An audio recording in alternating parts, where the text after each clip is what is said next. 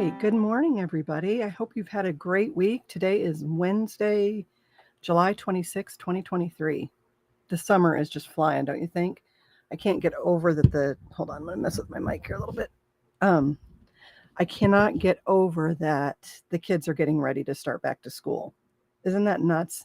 I grew up in Michigan, and so in Michigan, um, we didn't go back until after Labor Day. I don't know how it is where you guys are. Are you doing this kind of, I don't know, it's like a faux year-round school thing. So the kids don't get out until June. I think that's right. Um, they used to get out in May and then go back at the end of August, and now they get out in June and they go back like in 2 weeks. It's just crazy. I feel like they don't get any summer break at all.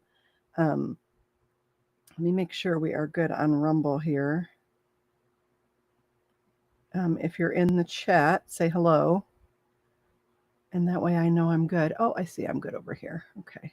Let me minimize that so it's not in the screen when we're reading. But what a week for news. What I'm going to do, since we're going to be gone on Friday, is when we get done here, here we go. Good morning, Debbie. When we get done here, which is usually around 12-ish, 12:30, I'm going to take a break until 1, and then we're going to go ahead and do um, the live stream show at 1 o'clock. Good morning, Tennessee woman. That way I can get that done, and I can just focus on getting ready because we leave Friday, I think around noon.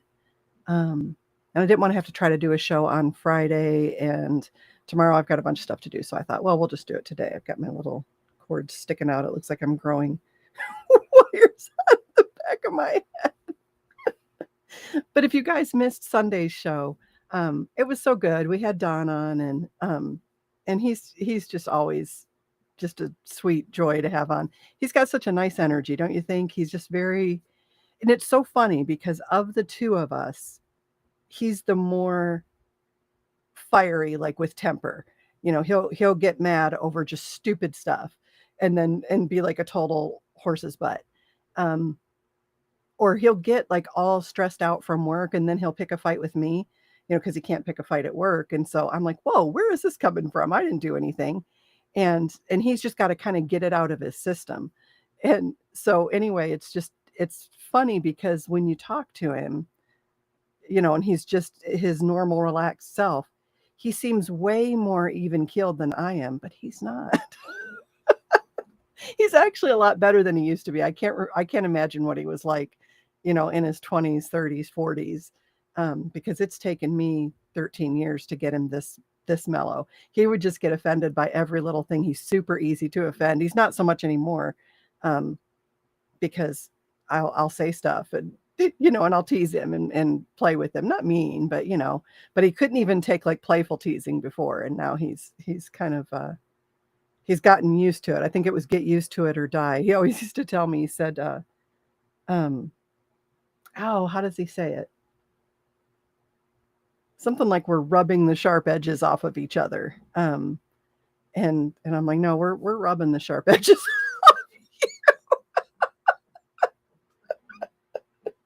He would even tell you I'm not a super temperamental person. I'm not prone to emotion. I'm not moody.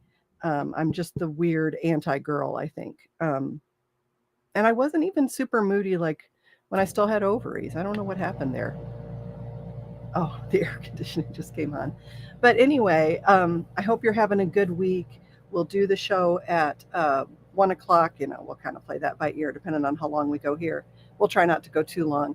And we're almost done with this book. This book has, and I'm sorry, I've got crazy voice today because I did a show on Sunday. We're on chapter 18. Yeah, we'll probably finish it today. 1, 2, 3, 4, 5, 6. Yeah, I can't imagine leaving that little bit for later. All right, no, stop it. How do you make that go away? Go away. Hold on.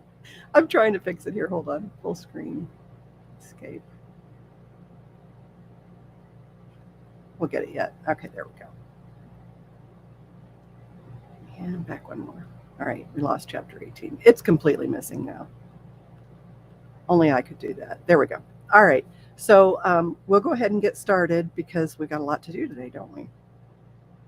Let me get us moved over here to the right screen and get our screen share up.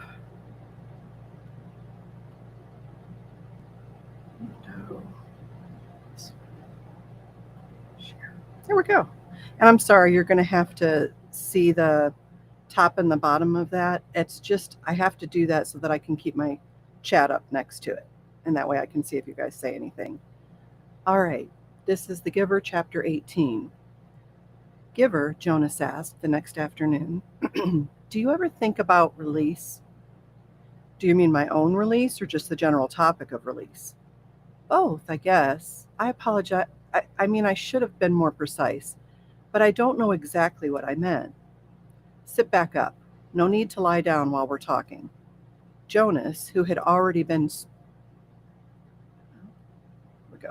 stretched out on the bed when the question came to his mind, sat back up. I guess I do think about it occasionally, the giver said. I think about my own release when I'm in an awful lot of pain. I wish I could put in a request for it sometimes. But I'm not permitted to do that until the new receiver is trained. Me? Jonas said in a dejected voice. He was not looking forward to the end of the training when he would become the new receiver.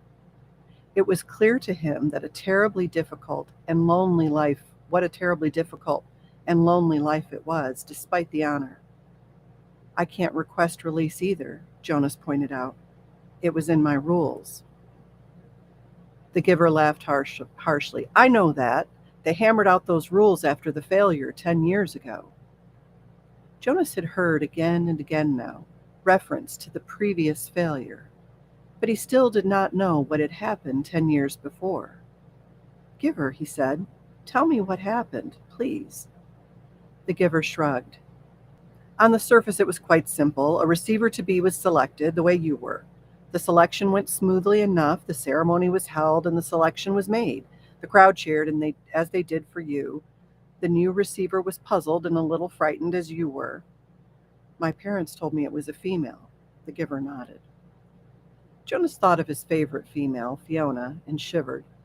He wouldn't want his gentle friend to suffer the way he had, taking on the memories. What was she like? He asked the giver. The giver looked sad, thinking about it. She was a remarkable young woman, very self-possessed and serene, intelligent, eager to learn. He shook his head and drew a deep breath. You know, Jonas, when she came to me in this room, when she presented herself to begin her training, Jonas interrupted him with a question. Can you tell me her name? My parents said that it wasn't to be spoken again in the community, but couldn't you just say it just to me? The giver hesitated painfully, as if saying the name aloud might be excruciating. Her name was Rosemary, he told Jonas finally. Rosemary, I like that name. The giver went on. When she came to me for the first time, she sat there in the chair where you sat on your first day. She was eager and excited and a little scared. We talked. I tried to explain things as well as I could. The way you did to me? The giver chuckled ruefully. The explanations are difficult. The whole thing is so beyond one's experience, but I tried, and she listened carefully. Her eyes were very luminous, I remember. He looked up suddenly. Jonas, I gave you a memory that I told you was my favorite. I still have a shred of it left, the room with the family and grandparents. Jonas nodded. Of course he remembered. Yes, he said. It had that wonderful feeling with it. You told me it was love. You can understand then that that's what I felt for Rosemary, the giver explained. I loved her. I feel it for you too, he added. What happened to her? Jonas asked. Her training began. She received well, as you do. She was so enthusiastic, so delighted to experience new things. I remember her laughter. His voice faltered and trailed off. What happened? Jonas asked again after a moment. Please, tell me. The giver closed his eyes. It broke my heart, Jonas, to transfer pain to her. But it was my job. It was what I had to do, the way I've had to do it to you. The room was silent. Jonas waited. Finally, the giver continued. 5 weeks, that was all. I gave her happy memories, a ride on a merry-go-round, a kitten to play with, a picnic. Sometimes I chose one just because I knew it would make her laugh, and I so treasured the sound of that laughter in this room that had always been so silent. But she was like you, Jonas. She wanted to experience everything. She knew that it was her responsibility, and so she asked me for more difficult memories. Jonas held his breath for a moment. You didn't give her war, did you? Not after just 5 weeks. The giver shook his head and sighed. No. And I didn't give her physical pain, but I gave her loneliness, and I gave her loss. I transferred a memory of a child taken from its parents. That was the first one. She appeared stunned at its end. Jonas swallowed. Rosemary and her laughter had begun to seem real to him, and he pictured her looking up from the bed of memories, shocked. The giver continued. I backed off, gave her more little delights, but everything changed once she knew about pain. I could see it in her eyes. She wasn't brave enough, Jonas suggested. The giver didn't respond to the question. She insisted that I continue, that I not spare her. She said it was her duty, and I knew, of course, that she was correct. I couldn't bring myself to inflict physical pain on her, but I gave her anguish of many kinds, poverty and hunger and terror. I had to, Jonas. It was my job, and she had been chosen. The giver looked at him imploringly. Jonas stroked his hand. Finally, one afternoon, we finished for the day. It had been a hard session. I tried to finish as I do with you, by transferring something happy and cheerful, but the times of laughter were gone by then. She stood up very silently, frowning, as if she were making a decision. Then she came over to me and put her arms around me. She kissed my cheek. As Jonas watched, the giver stroked his own cheek, recalling the touch of Rosemary's lips 10 years before. She left here that day, left this room, and did not go back to her dwelling. I was notified by the speaker that she had gone directly to the chief elder and asked to be released. But it's against the rules. The receiver in training can't apply for It's in your rules, Jonas, but it wasn't in hers. She asked for release, and they had to give it to her. I never saw her again. So that was the failure, Jonas thought. It was obvious that it saddened the giver deeply. But it didn't seem such a terrible thing after all. And he, Jonas, would never have done it, never have requested release, no matter how difficult his training became. The giver needed a successor, and he had been chosen. A thought occurred to Jonas. Rosemary had been released very early in her training. What if something happened to him, Jonas? He had a whole year's worth of memories now. Giver, he asked, I can't request release, I know that. But what if something happened, an accident? What if I fell into the river like the little four Caleb did? Well, that doesn't make sense because I'm a good swimmer, but what if I couldn't swim and I fell into the river and was lost? Then there wouldn't be a new receiver, but you would have already given away an awful lot of important memories. So even though they would select a new receiver, the memories would be gone except for the shreds that you have left of them. And then what if... He started to laugh suddenly. I sound like my sister Lily, he said, amused at himself. The giver looked at him gravely. You just stay away from the river, my friend, he said. The community lost Rosemary after 5 weeks, and it was a disaster for them. I don't know what the community would do if they lost you. Why was it a disaster? I think I mentioned to you once, the giver reminded him, that when she was gone, the memories came back to the people. If you were to be lost in the river, Jonas, your memories would not be lost with you. Memories are forever. Rosemary had only those 5 weeks worth, and most of them were good ones. But there were those few terrible memories, the ones that had overwhelmed her, For a while, they overwhelmed the community, all those feelings. They'd never experienced that before. I was so devastated by my own grief at her loss and my own feelings of failure that I didn't even try to help them through it. I was angry, too. The giver was quiet for a moment, obviously thinking. You know, he said finally, if they lost you, with all the training you've had now, they'd have all those memories again themselves. Jonas made a face. They'd hate that. They certainly would. They wouldn't know how to deal with it at all. The only way I deal with it is by having you there to help me, Jonas pointed out with a sigh. The giver nodded.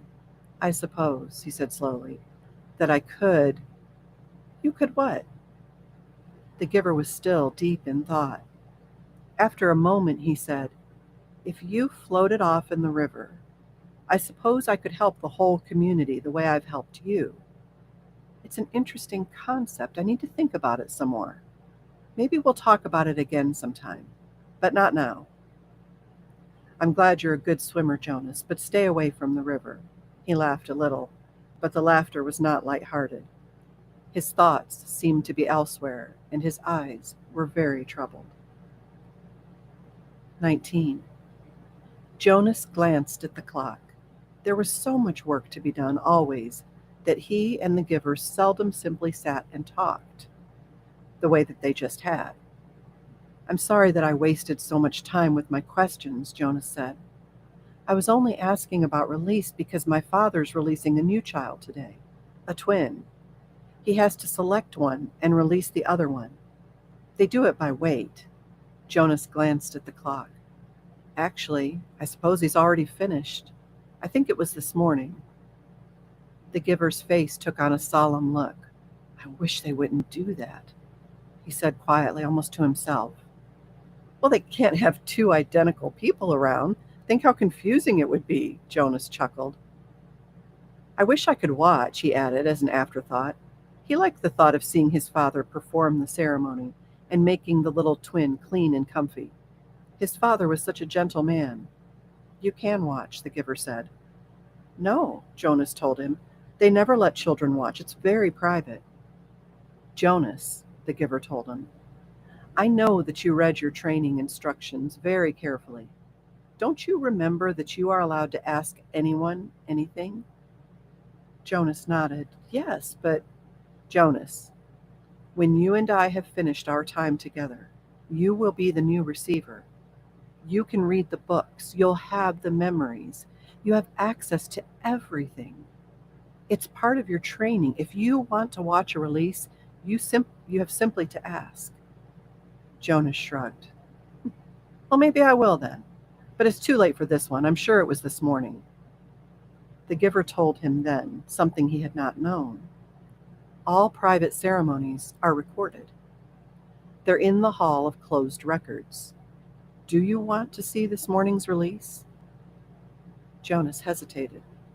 He was afraid that his father wouldn't like it if he watched something so private.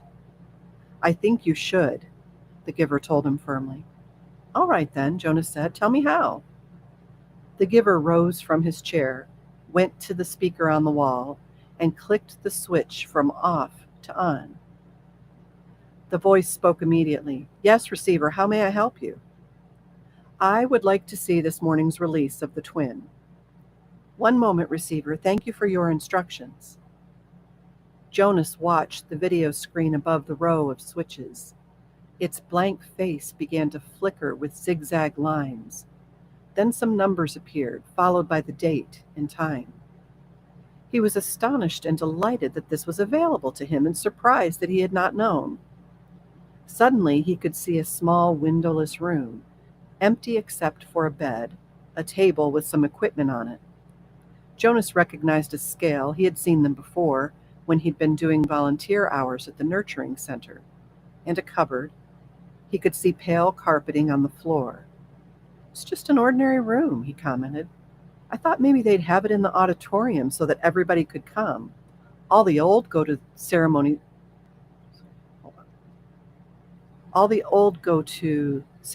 of release, but I suppose that when it's just a newborn, they don't. Shh. the giver said, his eyes on the screen. Jonas's father, wearing his nurturing uniform, entered the room cradling a tiny new child, wrapped in a soft blanket in his arms. A uniformed woman followed through the door carrying a second new child, wrapped in a similar blanket.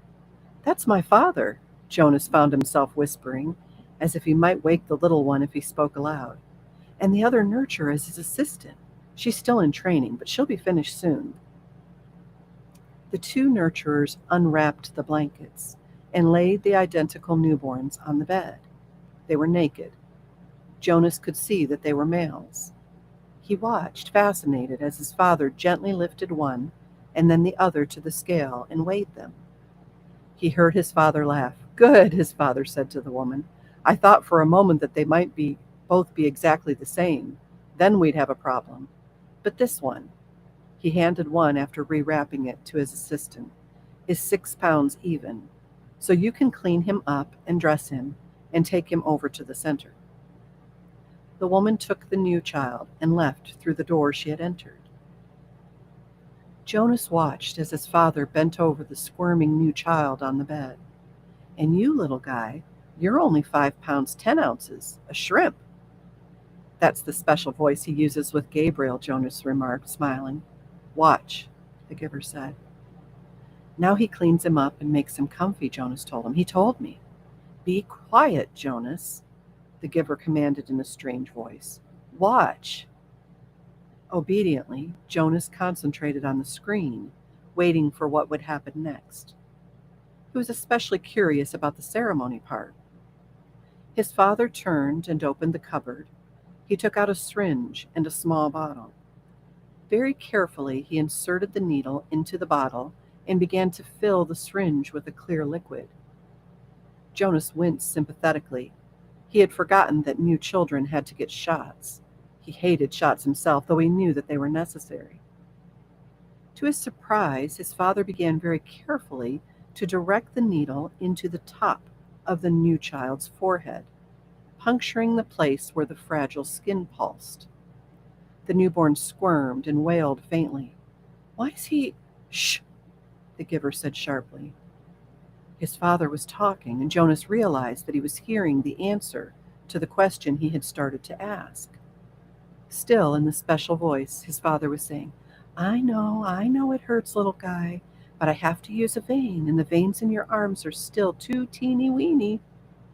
He pushed the plunger very slowly, injecting the liquid into the scalp vein until the syringe was empty.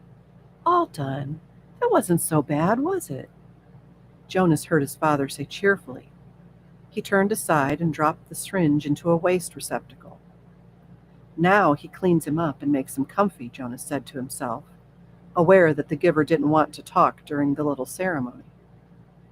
As he continued to watch the new child, no longer crying, moved his arms and legs in a jerking motion. Then he went limp. His head fell to the side, his eyes half open. Then he was still. With an odd, shocking feeling, Jonas recognized the gestures and posture and expression. They were familiar. He'd seen them before, but he couldn't remember where. Jonas stared at the screen, waiting for something to happen. But nothing did. The little twin lay motionless. His father was putting things away, folding the blanket, closing the cupboard. Once again, as he had on the playing field, he felt a choking sensation. Once again, he saw the face of the light-haired, bloody soldiers as life left his eyes. The memory came back. He killed it. My father killed it, Jonas said to himself, stunned at what he was realizing. He continued to stare at the screen numbly. His father tidied the room, then he picked up a small carton that lay waiting on the floor, set it on the bed, and lifted the limp body into it. He placed the lid on tightly. He picked up the carton and carried it to the other side of the room. He opened a small door in the wall. Jonas could see darkness behind the door. It seemed to be the same sort of chute into which trash was deposited at school. His father loaded the carton containing the body into the chute and gave it a shove. Bye-bye, little guy, Jonas heard his father say before he left the room. Then the screen went blank. The giver turned to him quite calmly. He related, "When the speaker notified me that Rosemary had applied for release, they turned on the tape to show me the process. There she was, my last glimpse of that beautiful child, waiting. They brought in the syringe and asked her to roll up her sleeve. You suggested, Jonas, that perhaps she wasn't brave enough. I don't know about bravery, what it is, what it means.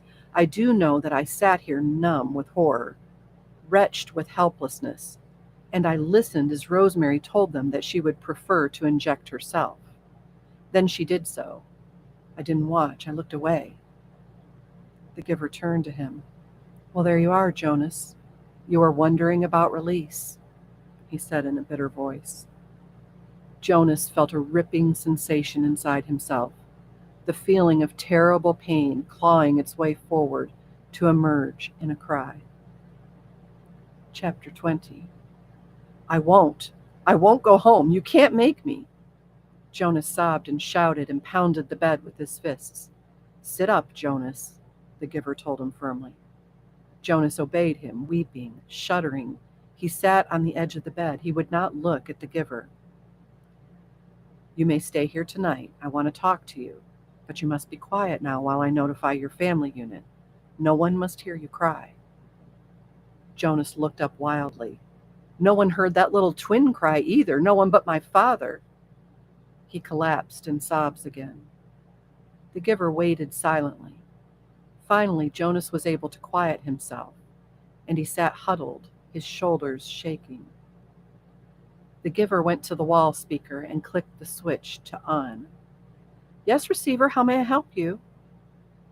"Notify the new receiver's family unit that he will be staying with me tonight for additional training." "I will take care of that, sir. Thank you for your instructions," the voice said. "I will take care of that, sir. I will take care of that, sir," Jonas mimicked in a cruel, sarcastic voice. "I'll do whatever you like, sir. I'll kill people, sir. Old people, small newborn people. I'd be happy to kill them, sir. Thank you for your instructions, sir. How may I help you?" He couldn't seem to stop. The giver grasped his shoulders firmly. Jonas fell silent and stared at him. "Listen to me, Jonas. They can't help it. They know nothing." "You said that to me once before."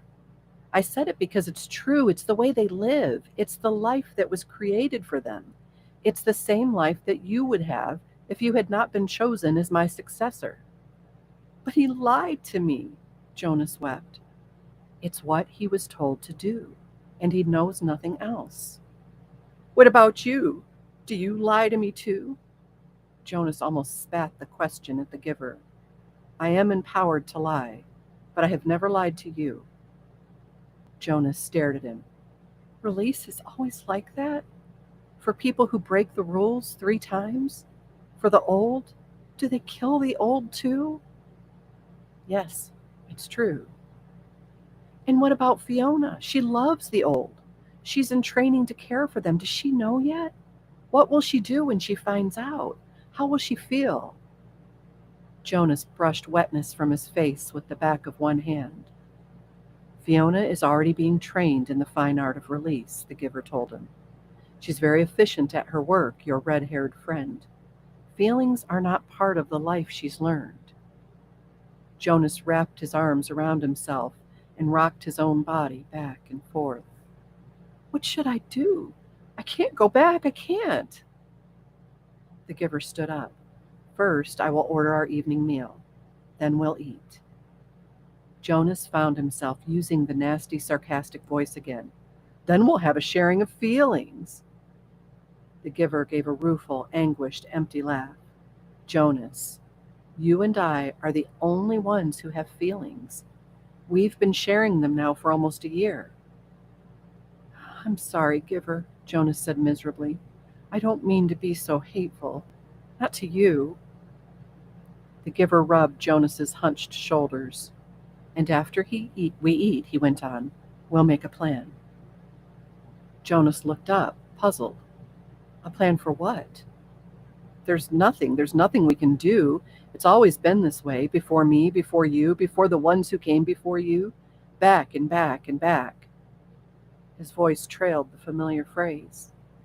Jonas, the giver said after a moment, it's true that it has been this way for what seems forever, but the memories tell us that it has not always been. People felt things once. You and I have been part of that, so we know. We know that they once felt things like pride and sorrow and love, Jonas added, remembering the family scene that had so affected him. And pain, he thought again of the soldier. The worst part of holding the memories is not the pain, it's the loneliness of it. Memories need to be shared. I've started to share them with you, Jonas said, I've started to share them with you, Jonas said, trying to cheer him. That's true, and having you here with me over the past year has made me realize that things must change. For years, I felt they should, but it seems so hopeless. Now, for the first time, I think there might be a way, the giver said slowly. And you brought it to my attention, barely. He glanced at the clock. 2 hours ago. Jonas watched him and listened. It was late at night now. They had talked and talked. Jonas sat wrapped in a robe belonging to the giver, the long robe that only elders wore. It was possible what they had planned, barely possible. If it failed, he would likely be killed. But what did that matter? If he stayed, his life was no longer worth living. Yes, he told the giver, I'll do it. I think I can do it. I'll try anyway. But I want you to come with me. The giver shook his head. Jonas, he said, the community has depended all these generations, back and back and back, on a resident receiver to hold their memories for them. I've turned over many of them to you in the past year, and I can't take them back.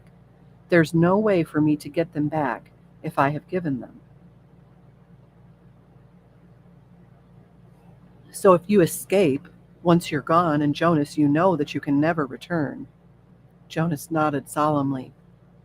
It was the terrifying part. Yes, he said, I know, but if you come with me. The giver shook his head and made a gesture to silence him.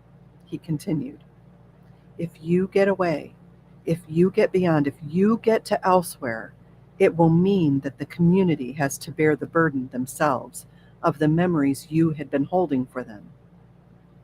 I think that they can, and that they will acquire some wisdom, but it will be desperately hard for them. When we lost Rosemary 10 years ago, and her memories returned to the people, they panicked. And those were such few memories compared to yours. When your memories return, they'll need help. Remember how I helped you in the beginning when the receiving of memories was new to you? Jonas nodded. It was scary at first, and it hurt a lot. You needed me then, and now they will. It's no use. They'll find someone to take my place. They'll choose a new receiver. There's no one ready for training, not right away. Oh, they'll speed up the selection, of course, but I can't think of another child who has the right qualities. There's a little female with pale eyes, but she's only 6. That's correct. I know the one you mean. Her name is Catherine? But she's too young, so they will be forced to bear those memories. I want you to come, Giver, Jonas pleaded. No, I have to stay here, the giver said firmly. I want to, Jonas. If I go with you, and together we take away all their protection from the memories, Jonas, the community will be left with no one to help them. They'll be thrown into chaos. They'll destroy themselves. I can't go. Giver, Jonas suggested, you and I don't need to care about the rest of them. The giver looked at him with a questioning smile. Jonas hung his head. Of course they needed to care. It was the meaning of everything. And in any case, Jonas, the giver sighed, I wouldn't make it. I'm very weakened now. Do you know that I no longer see colors? Jonas's heart broke. He reached for the giver's hand. You have the colors, the giver told him, and you have the courage, and I will help you to have the strength. A year ago, Jonas reminded him, when I had just become a 12, when I began to see the first color, you told me that the beginning had been different for you, but that I wouldn't understand. The giver brightened. That's true. And do you know, Jonas, that with all your knowledge now, with all your memories, with all you've learned, still you won't understand because I've been a little selfish. I haven't given any of it to you. I wanted to keep it for myself to the last. Keep what? When I was just a boy, younger than you, it began to come to me. But it wasn't the seeing beyond for me. It was different. For me, it was hearing beyond. Jonas frowned, trying to figure that out. What did you hear? He asked. Music, the giver said, smiling. I began to hear something truly remarkable, and it's called music. I'll give you some before I go. Jonas shook his head emphatically. No, giver, he said. I want you to keep that, to have with you when I'm gone. Jonas went home the next morning, cheerfully greeted his parents, and lied easily about what a busy, pleasant night he had had. His father smiled and lied easily, too, about his busy and pleasant day the day before. Throughout the school day, as he did his lessons, Jonas went over the plan in his head. It seemed startlingly simple. Jonas and the giver had gone over it late into the night hours. For the next 2 weeks, as the time for the December ceremony approached, the giver would transfer every memory of courage and strength that he could to Jonas. He would need those to help him find the elsewhere that they were both sure existed. They knew it would be a very difficult journey. Then, in the middle of the night before the ceremony, Jonas would secretly leave his dwelling. This was probably the most dangerous part because it was a violation of a major rule for any citizen not on official business to leave a dwelling at night. I'll leave at midnight, Jonas said. The food collectors will be finished picking up the evening meal remains by then, and the path maintenance crews don't start their work that early. So there won't be anyone to see me unless, of course, someone is out on emergency business. I don't know what you should do if you are seen, Jonas, the giver had said. I have memories, of course, of all kinds of escapes, people fleeing from terrible things throughout history, but every situation is individual. There's no memory of one like this. I'll be careful, Jonas said. No one will see me. As receiver in training, you're held in very high respect already, so I think you wouldn't be questioned very forcefully. I'd just say I was on some important errand for the receiver. I'd say it was all your fault that I was out after hours, Jonas teased. They both laughed a little nervously, but Jonas was certain that he could slip away unseen from his house, carrying an extra set of clothing. Silently, he would take his bicycle to the riverbank and leave it there, hidden in the bushes, with the clothing folded beside it. Then he would make his way through the darkness, on foot, silently, to the annex. There's no nighttime attendant, the giver explained. I'll leave the door unlocked. You simply slip into the room. I'll be waiting for you. His parents would discover when they woke that he was gone. They would also find a cheerful note from Jonas on his bed, telling them that he was going for an early morning ride along the river, that he would be back for the ceremony. His parents would be irritated, but not alarmed. They would think him inconsiderate, and they would plan to chastise him later. They would wait with mounting anger for him. Finally, they would be forced to go, taking Lily to the ceremony without him. They won't say anything to anyone, though, Jonas said, quite certain. They won't call attention to my rudeness because it would reflect on their parenting. And anyway, everyone is so involved in the ceremony that they probably won't notice that I'm not there. Now that I'm a 12 and in training, I don't have to sit with my age group anymore. So Asher will think I'm with my parents or with you. And your parents will assume you're with Asher or with me. Jonas shrugged. It'll take everyone a while to realize that I'm not there at all. And you and I will be long on our way by then. In the early morning, the giver would order a vehicle and driver from the speaker. He visited the other communities frequently, meeting with their elders. His responsibilities extended over all the surrounding areas, so this would not be an unusual undertaking. Ordinarily, the giver did not attend the December ceremony. Last year he had been present because of the occasion of Jonas's selection, in which he was so involved, but his life was usually quite separate from that of the community. No one would comment on his absence, or on the fact that he had chosen this day to be away. When the driver and vehicle arrived, the giver would send the driver on some brief errand. During his absence, the giver would help Jonas hide in the storage area of the vehicle.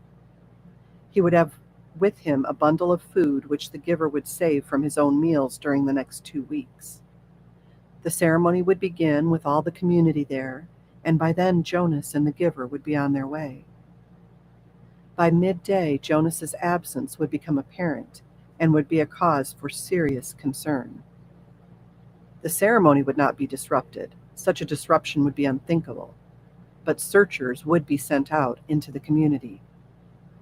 By the time his bicycle and clothing were found, the giver would be returning. Jonas by then would be on his own, making his journey elsewhere. The giver, on his return, would find the community in a state of confusion and panic, confronted by a situation which they had never faced before, and having no memories from which to find either solace or wisdom. They would not know what to do and would seek his advice. He would go to the auditorium where the people would be gathered still. He would stride to the stage and command their attention. He would make the solemn announcement that Jonas had been lost in the river. He would immediately begin the ceremony of loss. Jonas, Jonas, they would say loudly, as they had once said the name of Caleb. The giver would lead the chant. Together they would let Jonas's presence in their lives fade away as they said his name in unison, more slowly, softer and softer, until he was disappearing from them, until he was no more than an occasional murmur, and then, by the end of the long day, gone forever, not to be mentioned again. Their attention would turn to the overwhelming task of bearing the memories themselves. The giver would help them. Yes, I understand that they'll need you, Jonas had said at the end of the lengthy discussion and planning. But I'll need you too. Please, come with me. He knew the answer even as he made the final plea. My work will be finished, the giver replied gently. Then, when I have helped the community to change and become whole. I'm grateful to you, Jonas, because without you, I would never have figured out a way to bring about the change. But your role is now to escape, and my role is to stay. But don't you want to be with me, giver? Jonas asked sadly. The giver hugged him. I love you, Jonas, he said, but I have another place to go. When my work here is finished, I want to be with my daughter. Jonas had been staring glumly at the floor. Now he looked up, startled. I didn't know you had a daughter, giver. You told me that you'd had a spouse, but I never knew about your daughter. The giver smiled and nodded. For the first time in their long months together, Jonas saw him look truly happy. Her name was Rosemary, the giver said. Chapter 21. It would work. They could make it work, Jonas told himself again and again throughout the day. But that evening, everything changed. All of it, all the things they had thought through so meticulously, fell apart. That night, Jonas was forced to flee. He left the dwelling shortly after the sky became dark and the community still. It was terribly dangerous because some of the work crews were still about, but he moved stealthily and silently, staying in the shadows, making his way past the darkened dwellings and the empty central plaza toward the river. Beyond the plaza he could see the house of the old with the annex behind it, outlined against the sky. But he could not stop there. There was no time. Every minute counted now, and every minute must take him farther from the community. Now he was on the bridge, hunched over on the bicycle, pedaling steadily. He could see the dark, churning water far below. He felt surprisingly no fear nor any regret at leaving the community behind. But he felt a very deep sadness that he had left his closest friend behind. He knew that in the danger of his escape, he must be absolutely silent. But with his heart and mind, he called back and hoped that with his capacity for hearing beyond, the giver would know that Jonas had said goodbye. It had happened at the evening meal. The family unit was eating together as always, Lily chattering away, mother and father making their customary comments, and lies, Jonas knew, about the day. Nearby, Gabriel played happily on the floor, babbling his baby talk, looking with glee now and then toward Jonas, obviously delighted to have him back after the unexpected night away from the dwelling. Father glanced down toward the toddler. "Enjoy it, little guy," he said. "This is your last night as visitor." "What do you mean?" Jonas asked him. Father sighed with disappointment. "Well, you know he wasn't here when you got home this morning because we had him stay overnight at the nurturing center. It seemed like a good opportunity with you gone to give it a try. He'd been sleeping so soundly." "Didn't it go well?" Mother asked sympathetically. Father gave a rueful laugh. "That's an understatement. It was a disaster. He cried all night, apparently. The night crew couldn't handle it. They were really frazzled by the time I got to work." "Gabe, you naughty thing," Lily said, with a scolding little cluck toward the grinning toddler on the floor. "So," Father went on, "we obviously had to make the decision. Even I voted for Gabriel's release when we had the meeting this afternoon." Jonas put down his fork and stared at his father. "Release?" he asked. Father nodded. "We certainly gave it our best try, didn't we?" "Yes, we did," Mother agreed emphatically. Lily nodded in agreement too. Jonas worked at keeping his voice absolutely calm. "When?" he asked. "When will he be released?" "First thing tomorrow morning. We have to start our preparations for the naming ceremony, so we thought we'd get this taken care of right away." "It's bye-bye to you, Gabe, in the morning," Father had said in his sweet sing-song voice. Jonas reached the opposite side of the river, stopped briefly, and looked back. The community where his entire life had been lived lay behind him now, sleeping. At dawn, the orderly, disciplined life he had always known would continue again without him. The life where nothing was ever unexpected, or inconvenient, or unusual. The life without color, pain, or past. He pushed firmly again at the pedal with his foot and continued riding along the road. It was not safe to spend time looking back. He thought of the rules he'd broken so far, enough that if he were caught now, he would be condemned. First, he had left the dwelling at night, a major transgression. Second, he had robbed the community of food, a very serious crime, even though what he had taken was leftovers, set out on the dwelling doorsteps for collections. Third, he had stolen his father's bicycle. He'd hesitated for a moment, standing beside the bike port in the darkness, not wanting anything of his father's and uncertain as well whether he could comfortably ride the larger bike when he was so accustomed to his own. But it was necessary, because it had the child seat attached to the back, and he had taken Gabriel too. He could feel the little head nudge his back, bouncing gently against him as he rode. Gabriel was sleeping soundly, strapped into the seat.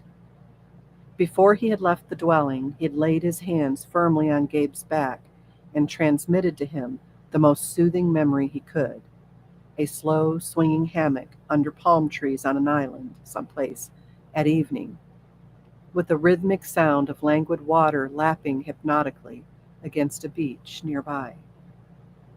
As the memory seeped from him into the new child, he could feel Gabe's sleep ease and deepen. There had been no stir at all when Jonas lifted him from the crib and placed him gently into the molded seat. He knew that he had the remaining hours of night before they would be aware of his escape, so he rode hard, steadily, willing himself not to tire as the minutes and miles passed. There had been no time to receive the memories he and the giver had counted on, of strength and courage. So he relied on what he had and hoped it would be enough. He circled the outlying communities, their dwellings dark. Gradually, the distances between communities widened, with longer stretches of empty road. His legs ached at first, then, as time passed, they became numb. At dawn, Gabriel began to stir. They were in an isolated place. Fields on either side of the road were dotted with thickets of trees here and there. He saw a stream and made his way to it across a rutted, bumpy meadow. Gabriel, wide awake now, giggled as the bicycle jolted him up and down. Jonas unstrapped Gabe, lifted him from the bike, and watched him investigate the grass and twigs with delight. Carefully, he hid the bicycle in the thick bushes. "Morning meal, Gabe." He unwrapped some of the food and fed them both. Then he filled the cup he had brought with water from the stream and held it for Gabriel to drink. He drank thirstily himself and sat by the stream, watching the new child play. He was exhausted. He knew he must sleep, resting his own muscles and preparing himself for more hours on the bicycle. It would not be safe to travel in daylight. They would be looking for him soon. He found a place deeply hidden in the trees, took the new child there, and lay down, holding Gabriel in his arms. Gabe struggled cheerfully as if it were a wrestling game, the kind they had played back in the dwelling, with tickles and laughter. "Sorry, Gabe," Jonas told him. "I know it's morning, and I know you just woke up, but we have to sleep now." He cuddled the small body close to him and rubbed the little back. He murmured to Gabriel soothingly.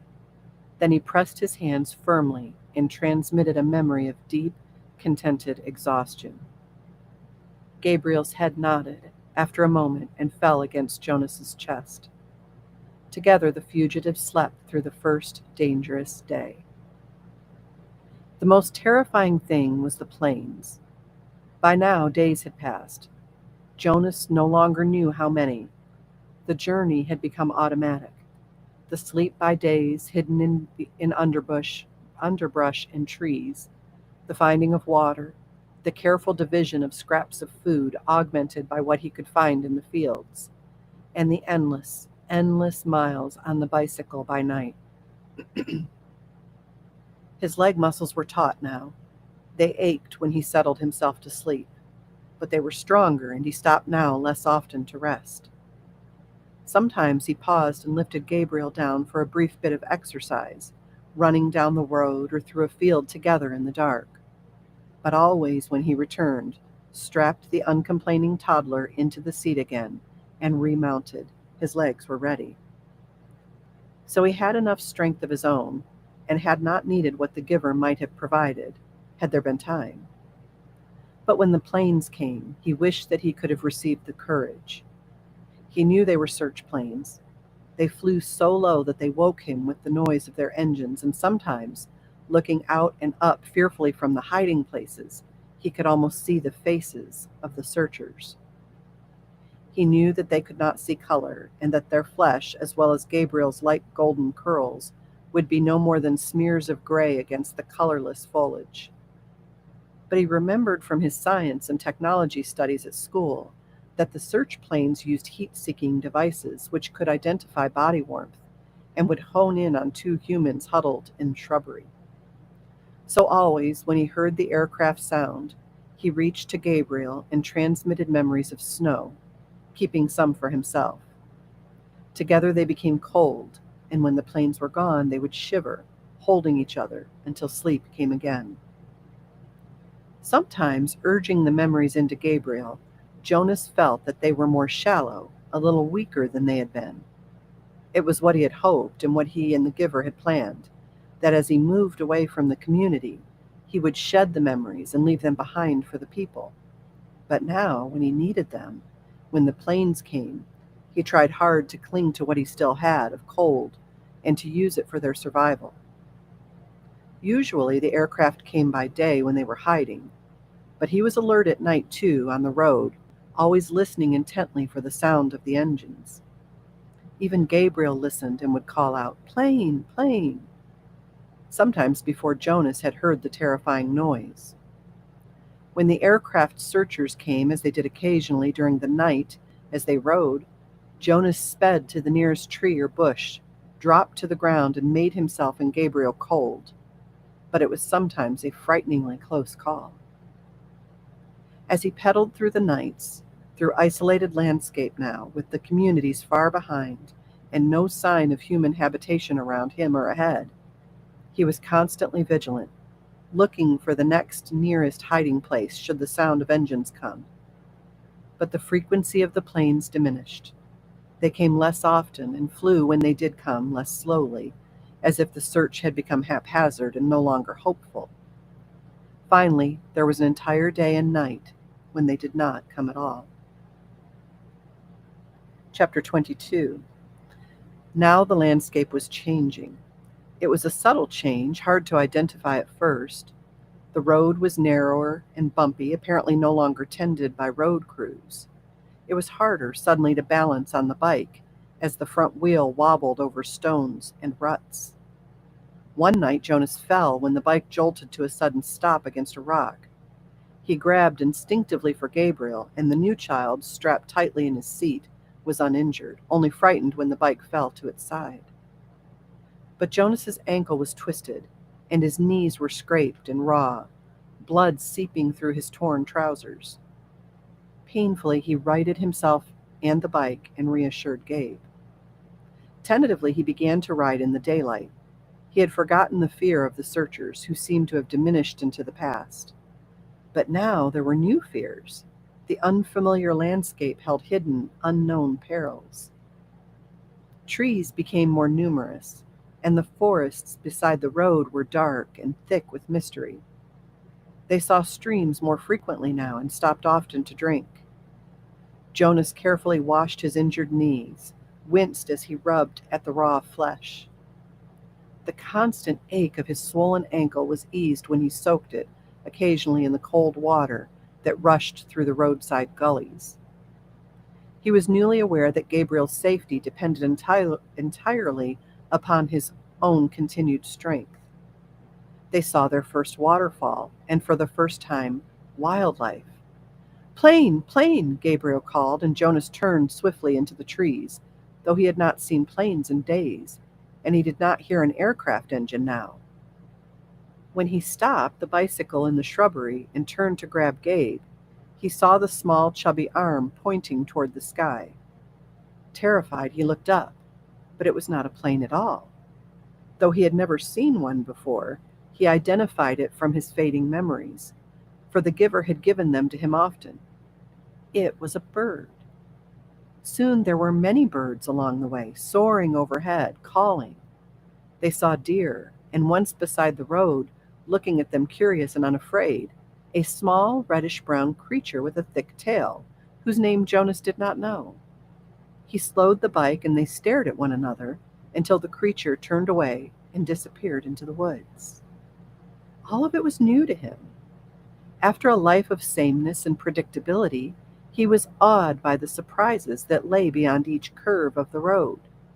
He slowed the bike again and again to look with wonder at wildflowers, to enjoy the throaty warble of a new bird nearby, or merely to watch the way wind shifted the leaves in the trees. During his 12 years in the community, he had never felt such simple moments of exquisite happiness. But there were desperate fears building in him now as well. The most relentless of his new fears was that they would starve. Now that they had left the cultivated fields behind them, it was almost impossible to find food.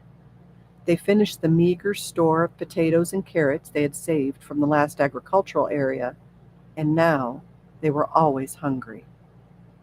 Jonas knelt by a stream and tried without success to catch a fish with his hands. Frustrated, he threw rocks into the water, knowing even as he did so that it was useless. Finally, in desperation, he fashioned a makeshift net, looping the strands of Gabriel's blanket around a curved stick. After countless tries, the net yielded 2 flopping silvery fish. Methodically, Jonas hacked them to pieces with a sharp rock and fed the raw shreds to himself and to Gabriel. They ate some berries and tried without success to catch a bird. At night, while Gabriel slept beside him, Jonas lay awake, tortured by hunger, and remembered his life in the community where meals were delivered to each dwelling every day. He tried to use the flagging power of his memory to recreate meals, and managed brief, tantalizing fragments, banquets with huge roasted meats, birthday parties with thick frosted cakes, and lush fruits picked and eaten, sun warmed and dripping from trees. But when the memory glimpses subsided, he was left with the gnawing, painful emptiness. Jonas remembered suddenly and grimly the time in his childhood when he had been chastised for misusing a word. The word had been starving. You have never been starving, he had been told. You will never be starving. Now he was. If he had stayed in the community, he would not be. It was as simple as that. Once he had yearned for choice. Then, when he had a choice, he had made the wrong one, the choice to leave. And now he was starving. But if he had stayed, his thoughts continued. If he had stayed, he would have starved in other ways. He would have lived a life hungry for feelings, for color, for love. And Gabriel? For Gabriel, there would have been no life at all. So there had not really been a choice. It became a struggle to ride the bicycle as Jonas weakened from lack of food and realized at the same time that he was encountering something he had for a long time yearned to see: hills. His sprained ankle throbbed as he forced the pedal downward in an effort that was almost beyond him. And the weather was changing. It rained for 2 days. Jonas had never seen rain, though he had experienced it often in the memories. He had liked those rains, enjoying the new feeling of it. But this was different. He and Gabriel became cold and wet, and it was hard to get dry even when sunshine occasionally followed. Gabriel had not cried during the long, frightening journey. Now he did. He cried because he was hungry and cold and terribly weak. Jonas cried too for the same reasons, and another reason as well. He wept because he was afraid now that he could not save Gabriel. He no longer cared about himself. Chapter 23. Jonas felt more and more certain that the destination lay ahead of him, very near now in the night that was approaching. None of his senses confirmed it. He saw nothing ahead except the endless ribbon of road, unfolding and twisting narrow curves. He heard no sound ahead. Yet he felt it. Felt that elsewhere was not far away, but he had little hope left that he would be able to reach it. His hope diminished further when the sharp, cold air began to blur and thicken with swirling white. Gabriel, wrapped in his inadequate blanket, was hunched, shivering, and silent in his little seat.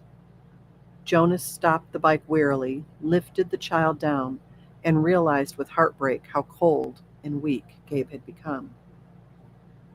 Standing in the freezing mound that was thickening around his numb feet, Jonas opened his own tunic, held Gabriel to his bare chest, and tied the torn and dirty blanket around them both. Gabriel moved feebly against him and whimpered briefly into the silence that surrounded them. Dimly, from a nearly forgotten perception, as blurred as the substance itself, Jonas recalled what the whiteness was. "It's called snow, Gabe," Jonas whispered. "Snowflakes. They fall down from the sky and they're very beautiful." There was no response from the child who had once been so curious and alert.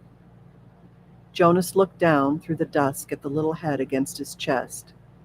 Gabriel's curly hair was matted and filthy, and there were tear stains outlined in dirt on his pale cheeks. His eyes were closed.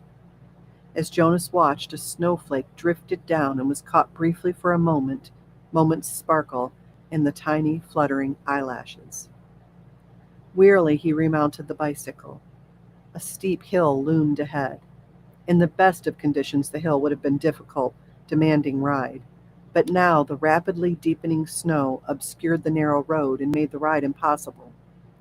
His front wheel moved forward imperceptibly as he pushed on the pedals with his numb, exhausted legs, but the bicycle stopped. It would not move. He got off and let it drop sideways into the snow. For a moment, he thought how easy it would be to drop beside it himself, to let himself and Gabriel slide into the softness of the snow, the darkness of night, the warm comfort of sleep. But he had come this far. He must try to go on. The memories had fallen behind him now, escaping from his protection to return to the people of his community. Were there any left at all? Could he hold on to a last bit of warmth? Did he still have the strength to give? Could Gabriel still receive? He pressed his hands into Gabriel's back and tried to remember sunshine. For a moment it seemed that nothing came to him, that his power was completely gone. Then it flickered suddenly, and he felt tiny tongues of heat begin to creep across and into his frozen feet and legs. He felt his face begin to glow and the tense, cold skin of his arms and hands relax. For a fleeting second, he felt that he wanted to keep it for himself, to let himself bathe in sunlight, unburdened by anything or anyone else. But the moment passed and was followed by an urge, a need, a passionate yearning to share the warmth with the one person left for him to love. Aching from the effort, he forced the memory of warmth into the thin, shivering body in his arms. Gabriel stirred. For a moment they both were bathed in warmth and renewed strength as they stood hugging each other in the blinding snow. Jonas began to walk up the hill. The memory was agonizingly brief. He had trudged no more than a few yards through the night when it was gone, and they were cold again. But his mind was alert now, warming himself ever so briefly, had shaken away the lethargy and resignation and restored his will to survive. He began to walk faster on feet that he could no longer feel. But the hill was treacherously steep. He was impeded by the snow and his own lack of strength. He didn't make it very far before he stumbled and fell forward. On his knees, unable to rise, Jonas tried a second time.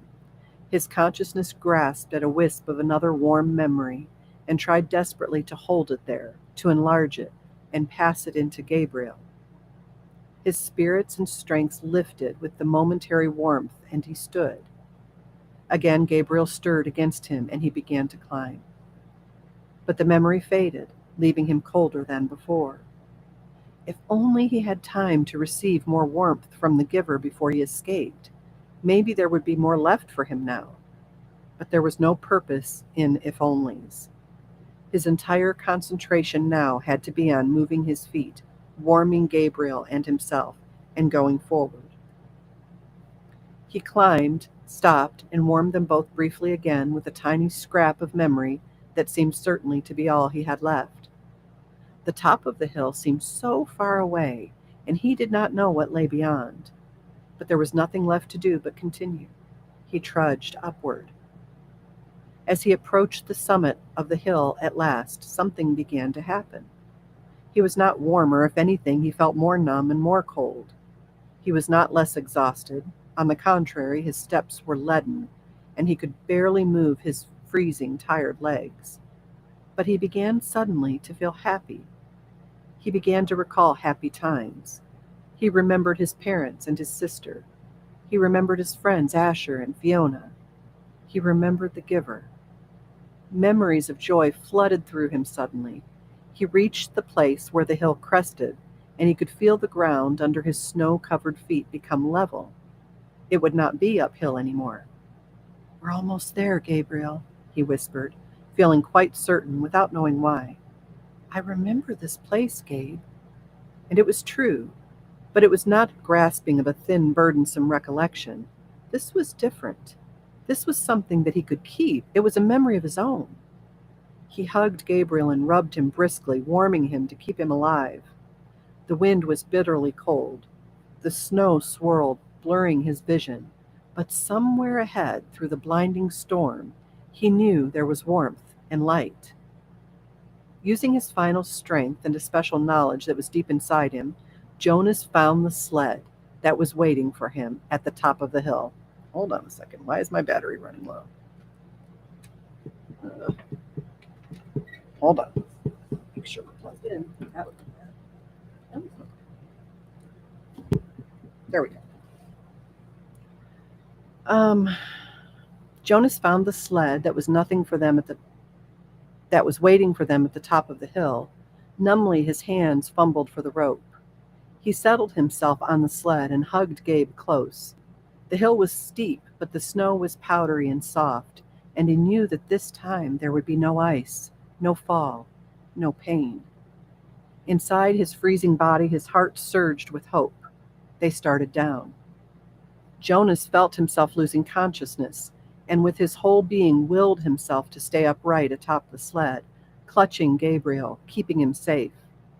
The runners sliced through the snow, and the wind whipped at his face as they sped in a straight line through an incision that seemed to lead to the final destination, the place that he had always felt was waiting, the elsewhere that held their future and their past. He forced his eyes open as they went downward, sliding, and all at once he could see lights, and he recognized them now.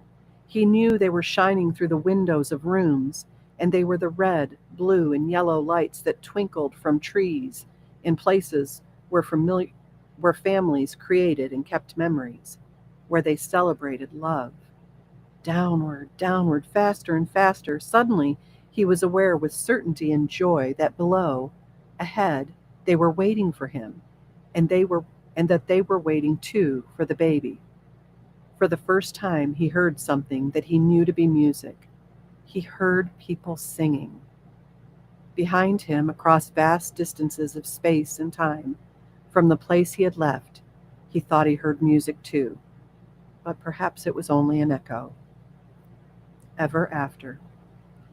Over the many years since The Giver was published in 1993, I've received countless, probably thousands, letters and emails from readers. So many of them asked what had happened to the boy Jonas and the baby Gabriel. I had left the ending ambiguous on purpose. I liked the mystery of it, the opportunity for the readers to ponder and decide, but I too was pondering. In 2000, 7 years later, the companion volume Gathering Blue appeared, revealing that Jonas, he wasn't named, but young readers identified the teenage boy with blue eyes easily, was thriving in another community. 4 years after that, in Messenger, they were able to meet him as a young man now leading the small village where he lived. But where's Gabriel? Kids asked me, almost wailing, and I told them to go back and read chapter 2 more carefully. There they would find an 8-year-old named Gabe staying after school because he had been inattentive. Finally, in the fourth and final book of the quartet, Sun, published in 2012, the now teenage Gabe moved to center stage, finding his own place in the world, helping, in fact, to change that world. So the question of what happened to was put to rest. But there had been another question throughout the years. What happened to the community after Jonas and Gabriel were gone? None of the companion books to The Giver had revisited that world. Kids wanted to know whether they, Lily, Fiona, Mother, Father, Asher, all the others, lived happily ever after. I couldn't promise them that. I simply replied to the readers, the community changed. Of course it changed. My own vision of that community had come, I think, from the fact that I was the child of a military officer. I've never much liked the term army brat, but that's what such children are called. It meant that I often moved from place to place. I went to 8th grade in Tokyo, 9th grade in Pennsylvania, 10th grade in New York. The geography was always different, but somehow with each move came a familiarity because of the rigidity and reliability of military life. If your dad had a high rank, as my dad did, your family had an impressive house. The big houses stood in a line or a semicircle on some military base. It was called Colonel's Row. And your shrubbery was meticulously trimmed. On one base, which housed a military prison, the mowing and trimming was done by prisoners. No laundry could hang on a clothesline, these were the days before dryers, after 5 p.m. 5 p.m. was an important time on an army post. It signaled the end of the day. Every evening at that time, over a loudspeaker, a bugle sounded retreat. While the flag was lowered, the national anthem was played, and there were strict rules about one's behavior during that time. I just looked them up, and it appears that even after all these years, they haven't changed. At the first sound of the retreat bugle call, all personnel outdoors should stop and face the flag, or when not visible, in the direction the music is played. If in uniform, protocol is to stand at parade rest. If not wearing a uniform or a civilian, protocol is to stop and face the flag or music only. When the national anthem is played and the U.S. flag is lowered, the proper etiquette is as follows. Service members in uniform should stand at attention and salute. Service members out of uniform should stand at attention and place their right hand over their heart, or may also render a salute. Civilians should place their right hand, with a hat if wearing one, over their heart. Service members performing physical training and wearing a PT uniform outdoors should stop, stand at attention, and render salute. Vehicles in motion should pull over safely and stop. I remember my little brother and his pals, their bikes, dropped to the ground, standing solemnly with their hands over their hearts during those minutes at the end of each day. My teenage friends and I, we generally ducked, giggling into the nearest hiding place and waited it out. But none of us ever questioned the rituals or the rules any more than Jonas and Asher do.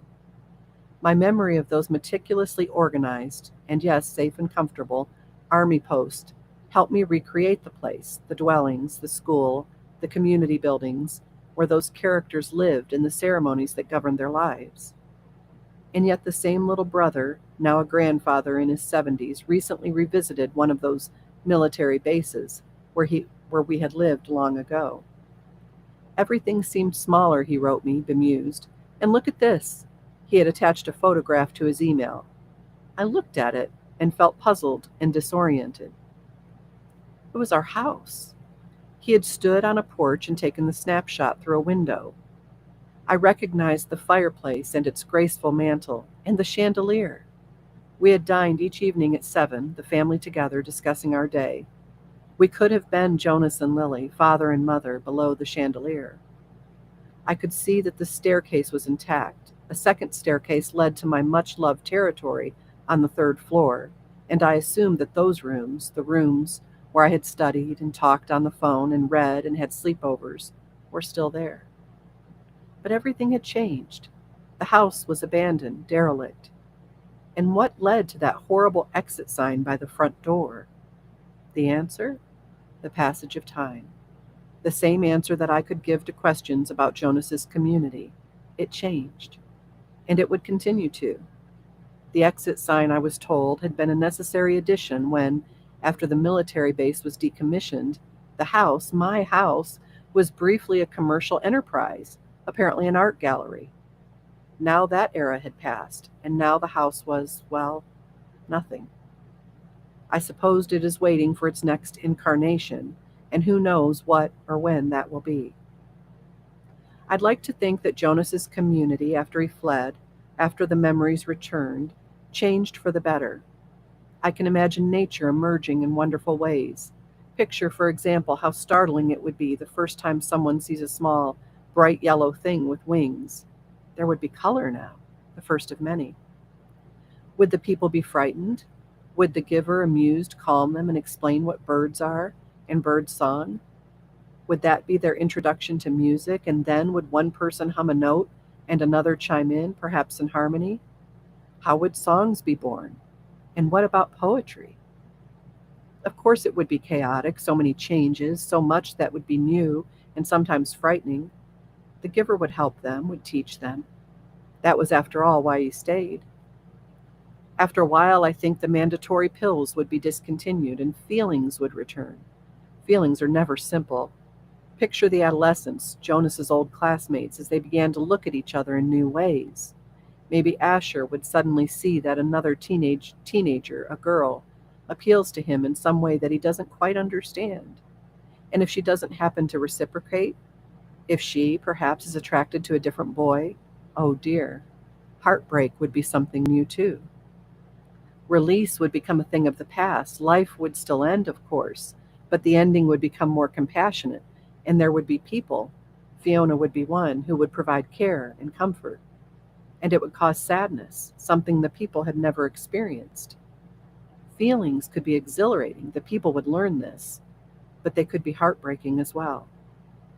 And feelings would be expressed, I think, in art. With the return of color, of course, eventually there would be art. As for a time, there had been art in my old house, even though it necessitated an exit sign. And for a while, it would be overwhelming, a world filled with all the things that Jonas and his friends had never known: music, books, and emotions. Would they live happily ever after?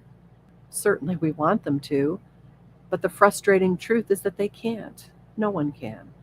Humans are restless and complicated beings. They fail often. They fall into despair. Then they pick themselves up and rethink. Everything has to start fresh, sorting itself out, overcoming obstacles, reigniting a new kind of community, a new way of accommodation. Because change begets change. The art gallery folds and the paint peels, and the house where I once celebrated my 16th birthday is empty now. Jonas is gone, and color returns, and people have feelings, but when they feel, they will feel it all: sadness and heartbreak, in addition to love, conflict and anger, in addition to ecstasy. Sides will be taken, things will be sacrificed, people will suffer. That is the way life works when we are human. I went back on the internet, because we can do that now, to another house in which I had once lived. I think I saw this house in my memory when I wrote the Christmas scene in The Giver. The fireplace crackling in winter, my grandfather settling into the blue wing chair with his newspaper, my baby brother asleep upstairs. It's quiet and filled with family, with affection, and with the smell of dinner cooking in the kitchen on a Sunday afternoon. But not now. Now it does not even house a family. It is the Center for Service, Spirituality, and Social Justice at a college. I like all those things which are listed on a sign on the front lawn, the same lawn on which I once turned somersaults and chased fireflies on summer evenings. The Office of LGBTQ Services in my old pink-flowered bedroom. I'm glad that it exists, but my family, my community is gone. So too is the community where once a 12-year-old boy knocked timidly on the door of the giver's dwelling. Things change. They rise and fall, rise and fall. 25 years ago, I dedicated the giver to the children to whom we entrust the future. Those children, the ones who read the giver in Alabama in 1993, the ones who read it in France in 1996, or Thailand in 2002, or in Germany yesterday, are everywhere. Some of them are grown now and have children of their own. They live in communities that are changing, in a world that is imperiled by upheavals. Some of them write to me still.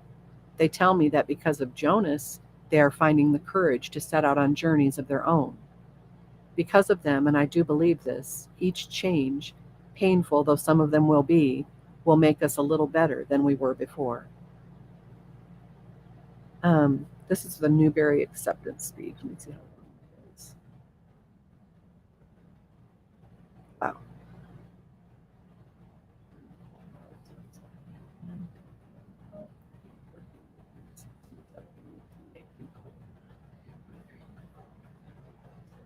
I think I'm just gonna see if there's just a quote in here. This evening it feels right to start by quoting a passage from The Giver, a scene set during the days in which the boy Jonas is beginning to look more deeply into the life that has been very superficial, beginning to see that his own past goes back further than he had ever known and has greater implications than he ever suspected. Now he saw the familiar wide river beside the path differently. He saw all of the light and color and history it contained and carried in its slow-moving water.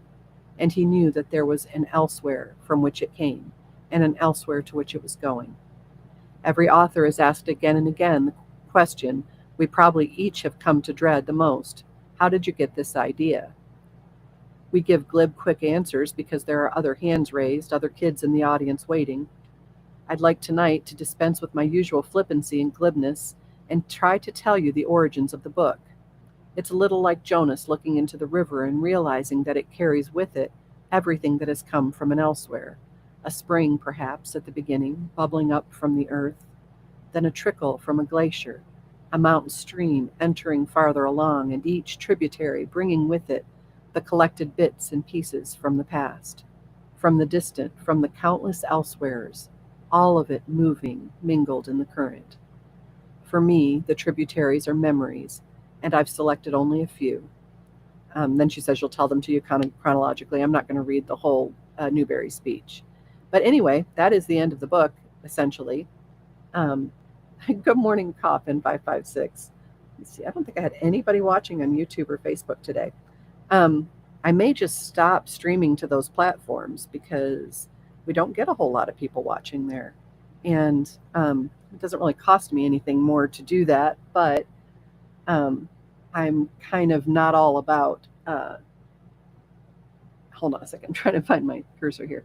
I'm not all about streaming to platforms um, that have done so much harm to, um, I guess to, how do I get my chat back? Hold on. Pop that back in. There we go. That have done so much to censor me. I had one strike on YouTube, and there we go. I had one strike on YouTube, and um, just because of that one strike, I am just dumbfounded at how my reach has been stunted. It's really, really frustrating to me. I don't like that.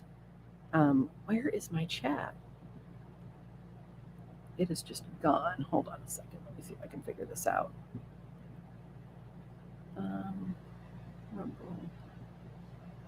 I need to be able to see you guys while I'm talking to you. There we go. Anyway, there's that,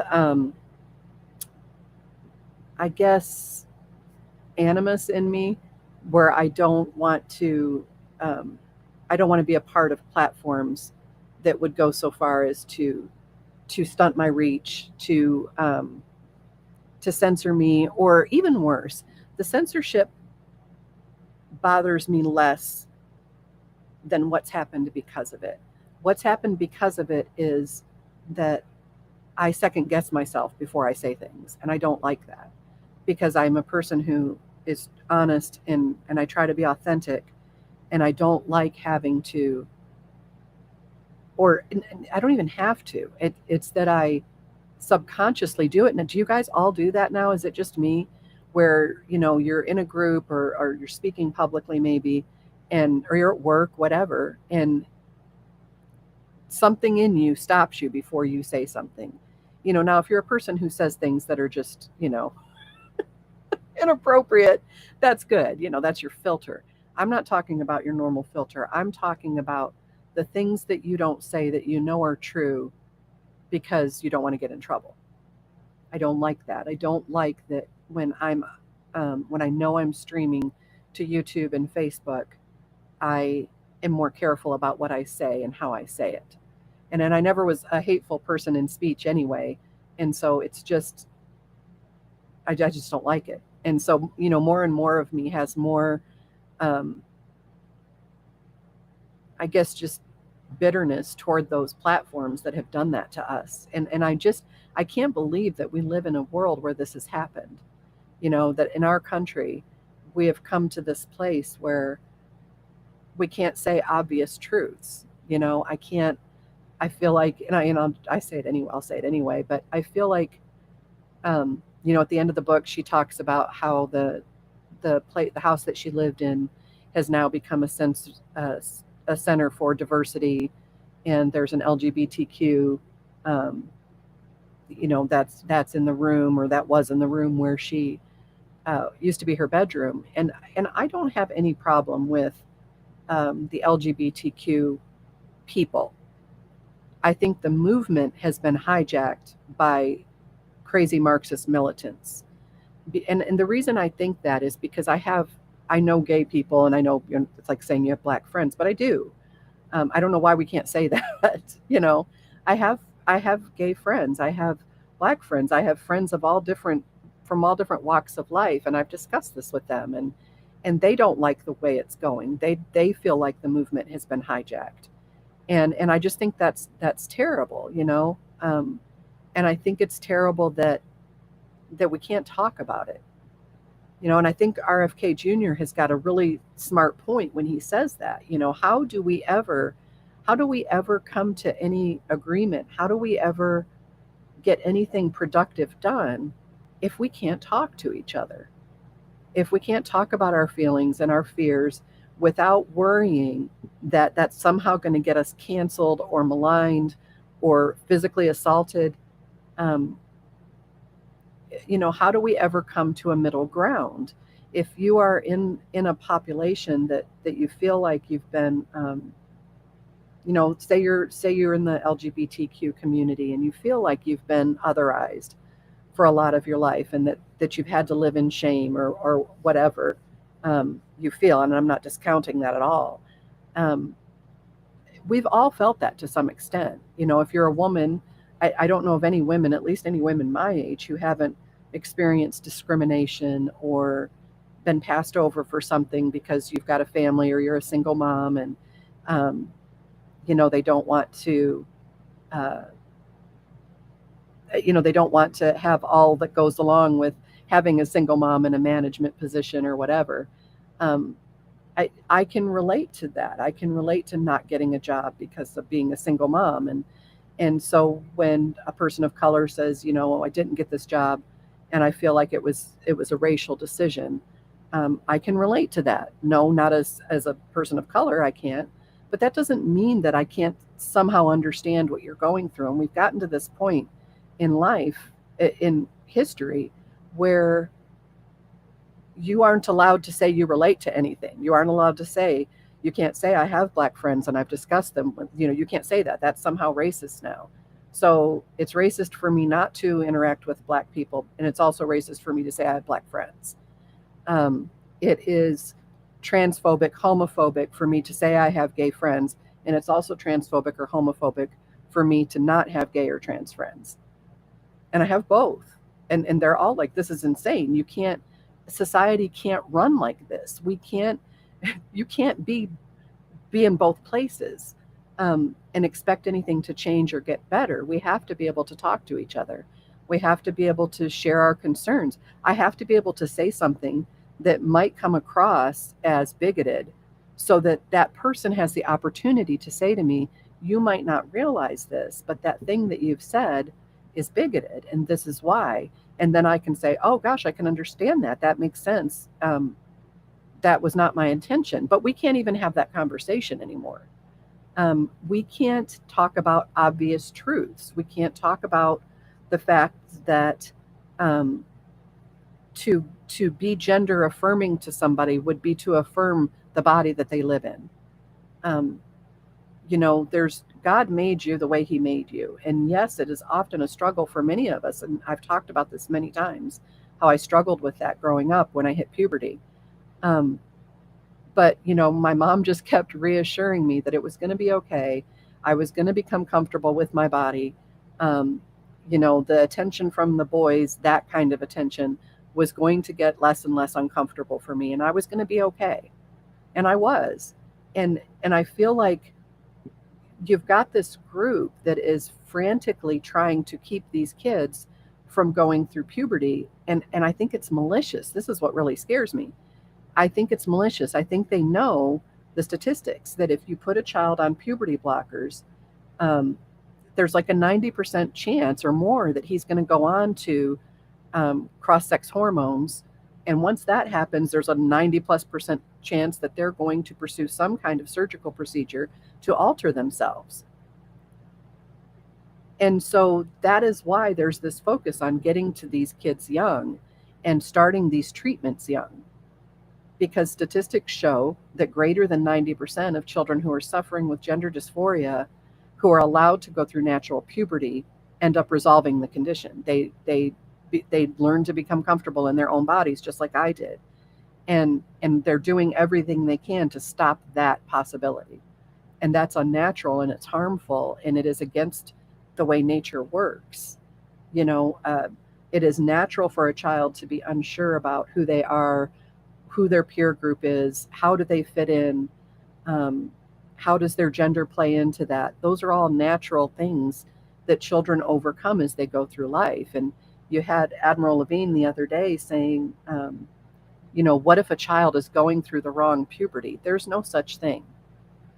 There's no such thing. If you are in your natural body going through the puberty that your natural body is experiencing, you're going through the right puberty. If you're taking drugs to stop puberty, you're not going through puberty at all. And if you're taking cross-sex hormones, you're now going through the wrong puberty. Scientifically, I mean, literally, you're going through you're taking drugs to alter the natural puberty that you would go through, because these people are convincing children that they're born in the wrong bodies. Um, and I just think it's terrible. And I was thinking about a lot of that.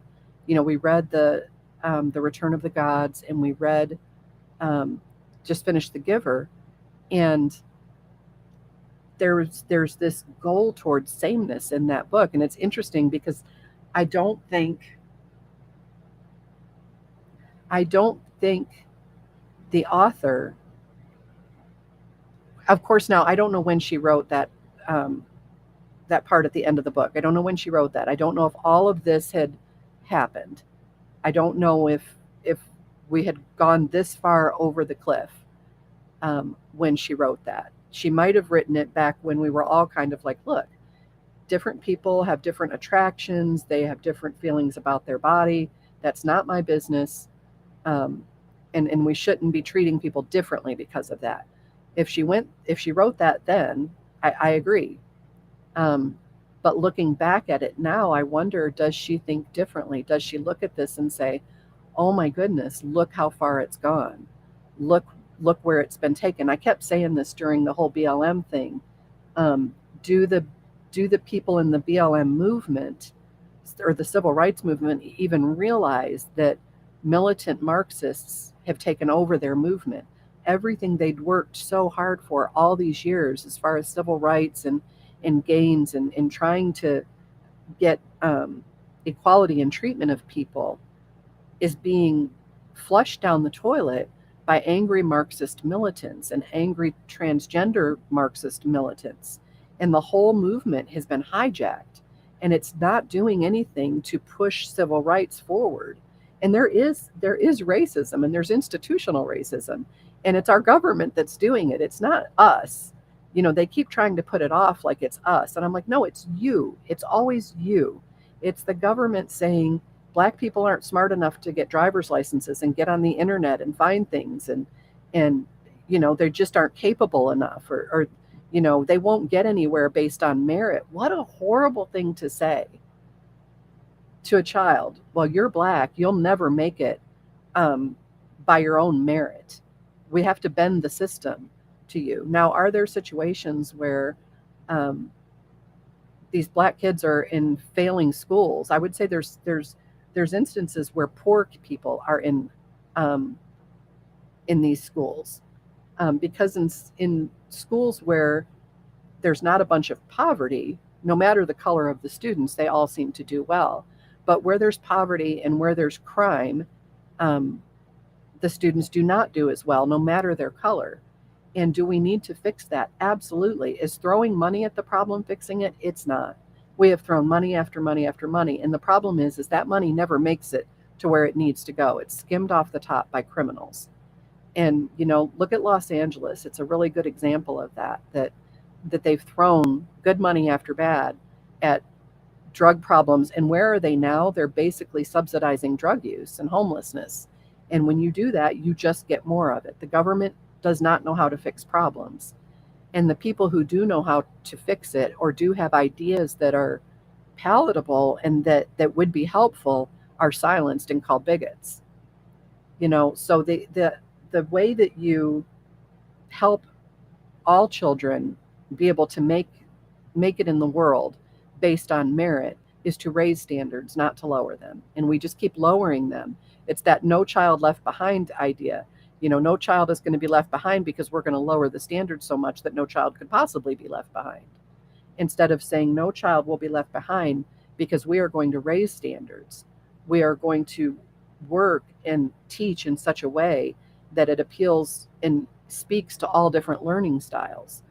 We're going to realize that sitting in a desk 8 hours a day not moving is probably not the most conducive way for children to learn. Um, we need to realize that a community that has basically decriminalized crime is unsafe, and that is not a good environment for learning.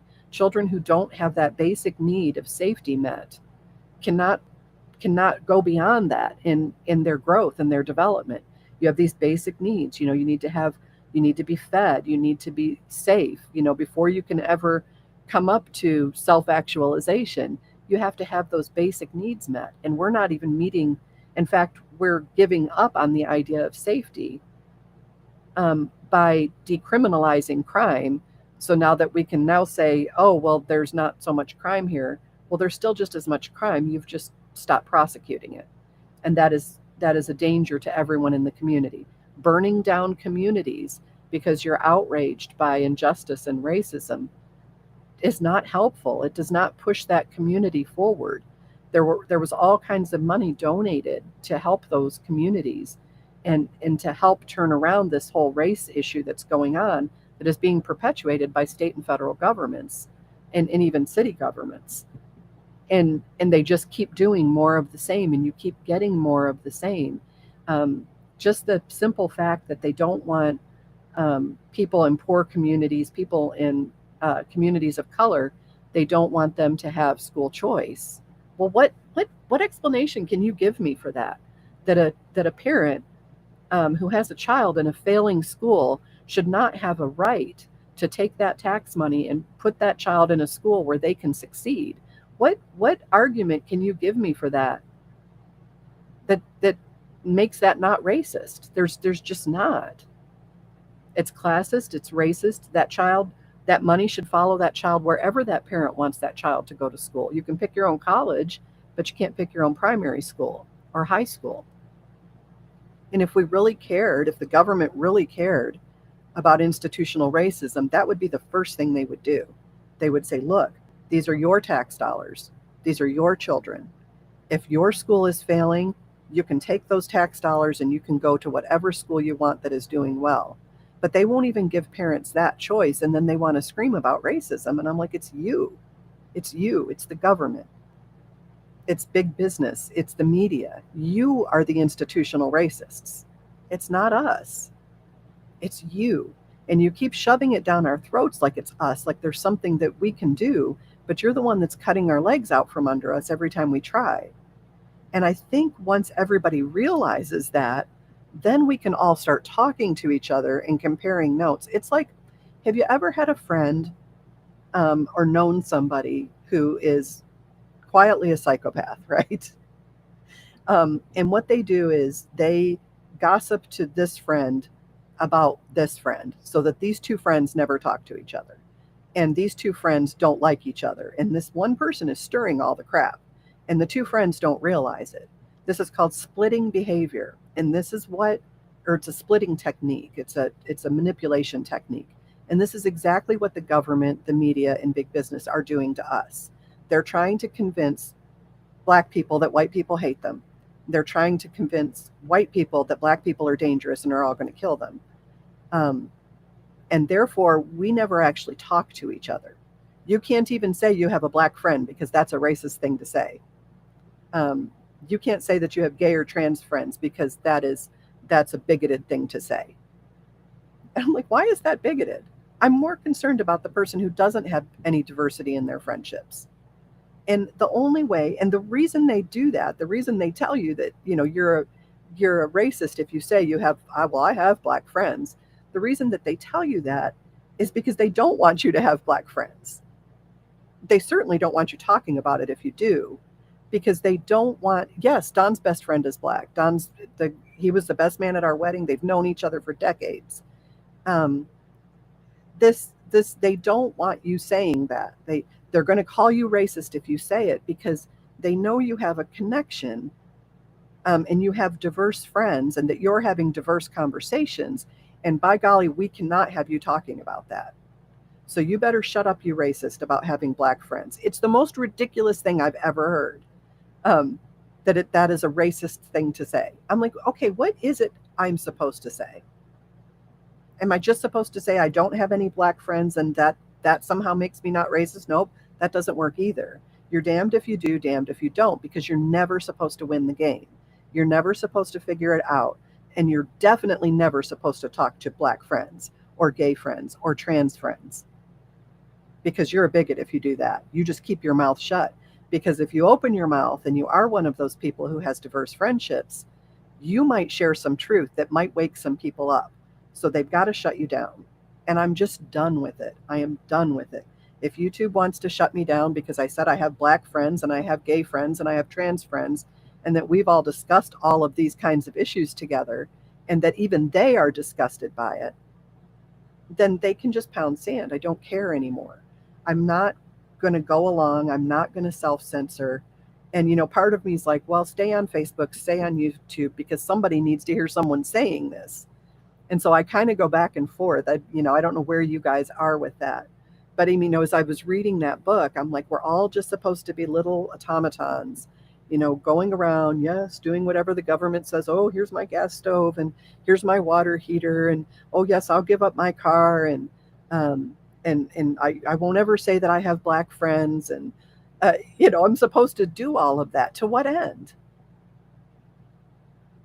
To just be a tool of the government. That's it. That's the end. The end is you will hate these people and you will hate these people, and those people will never get together and talk, and we will continue to foment anger and hatred and limit diversity. We'll now make all black dorms so that young black people don't have to live in an environment with white people, because this would be harmful to them. Why would this be harmful? I mean, the very best thing you could do would be share dorm, so that you can learn to live with each other day to day, and build friendships and bonds with people that are long lasting. That's my husband, he and Mike have been friends forever. And there's no weirdness about that. And we talk about all these issues and there's no weirdness. And he thinks it's crazy too. Mike's like, this is insane. They're just trying to divide the entire society. And until we start talking about it, until we stop self censoring, until we stop going along with this sameness idea, um, Republicans are evil, Democrats are evil, they're at each other's throats. And I'm like, maybe you're not evil. Maybe your government is evil. Maybe the media is evil. Maybe the people with all of the money are evil. And they're trying to keep you warring with each other, because we can't have you living peaceably with each other. Because if you're living peaceably with each other, you're going to start looking at the government and saying, what the hell are you guys doing? That looks illegal to me. That looks immoral to me. And they don't want you, they've got to have you staring at and tearing at each other, so that you're not staring at them. And what we all need to do is refuse to play along. We all need to just say, no, I'm not going to do that. I'm not going to hate this person because they have different political beliefs than mine. I'm not going to hate this person because their lifestyle is different. I'm not going to hate this person because they're a different color than me. I'm just not going to do that. I'm not going to play that game. I'm not going to censor myself. I'm going to say what I think and be honest about it. And hopefully other people will get tired of it too and say, you know what? She's right. She's right. I do have black friends, and I'm proud to say that. I'm proud to say that I want diversity in my relationships, and that I want to learn what that person's life is like, because it makes me a better person. It helps me grow.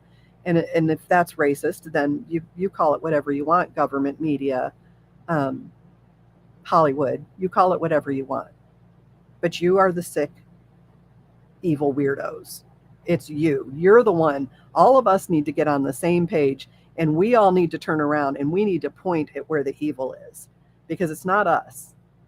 It's not the guy down the street. He may be acting in that way because the government is pitting him against you and he doesn't realize it.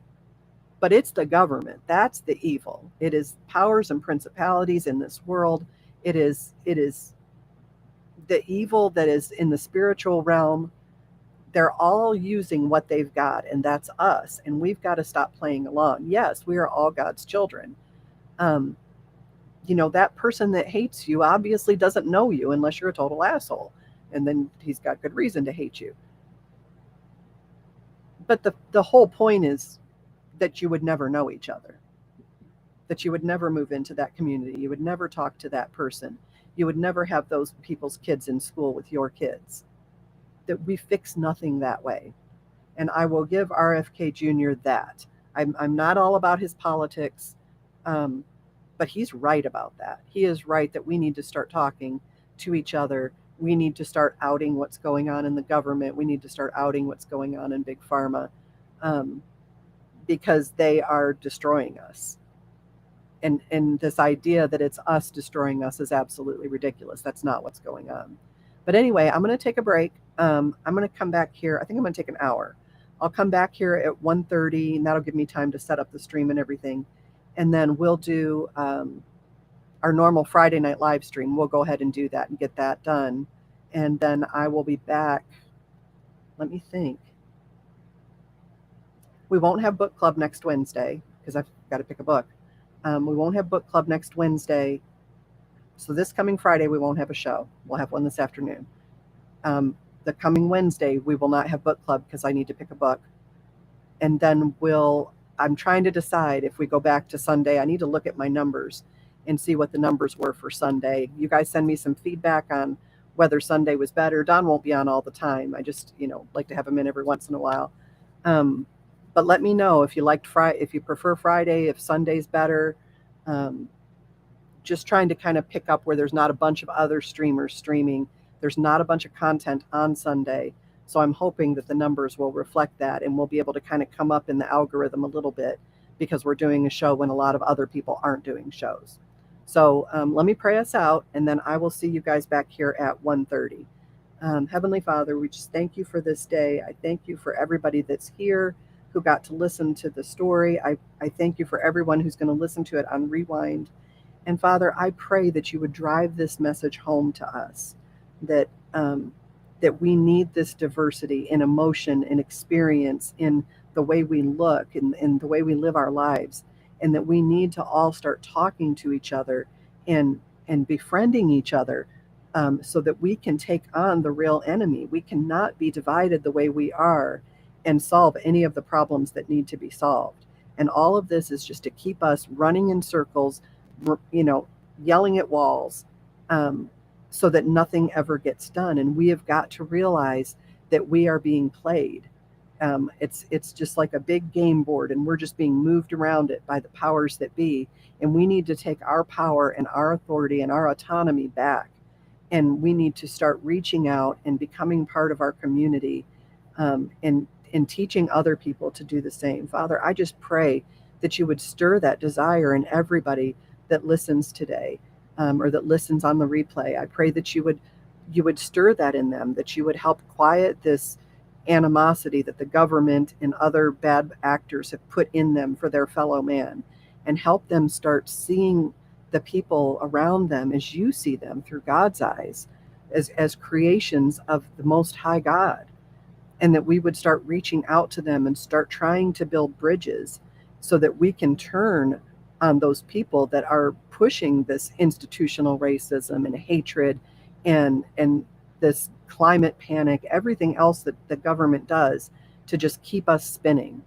I pray that you would quiet our hearts and quiet our minds and wake us up to the reality of what's really going on, and help us build connections with other people so that we can wake others up. Father, I just thank you so much for this time and for this opportunity and this platform you've given me. And I do not take it lightly. And I pray that you would help me continue to do your work. And we pray all of these things in Jesus' name. Amen. All right, guys, I love you whole big bunches. I will be back in an hour, or at 1:30 as it were. And we'll do our live stream and you guys join in. It'll be big fun. I will talk to you soon. Love you whole big bunches. Nurse Penny out.